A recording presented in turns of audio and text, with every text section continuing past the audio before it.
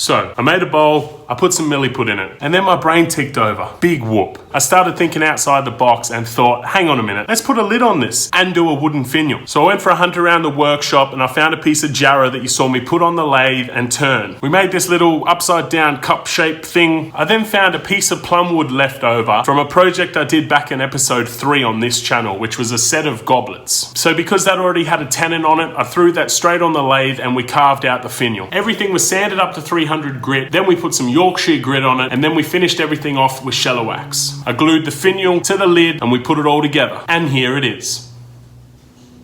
So we've got the marble Milliput inlay there with the turquoise, the black and the white. The wooden finial, now that's the first time I've ever turned something so fine, and that was pretty good fun. Then we've got the jarrah lid there. And of course, the leftover Milliput ball. All in all, I'm really happy with how this project turned out. There's a mix of different woods. We've got the acacia that we picked up from Makers Central, jarrah and plum there. I think the contrasting colors work really, really well. Played around with the bowl. We've got the nice lip under the bottom here. I'm happy. So thanks for checking out this episode, guys. Really appreciate it, as always. Make sure you check out our social media. You can't see the links today because, again, we've got some awful weather, so the motorbike's inside. You can find us at J&D Creations 18 on Facebook and Instagram. We've got the Patreon page you can check out. And, of course, I would love it if you would subscribe to this channel. If you've got any ideas of what I can make next, make sure you tell me in the comment section below. Also, tell me what you think of the contrasting wood in this project down below. Thank you everyone for checking this out, and we'll see you next week.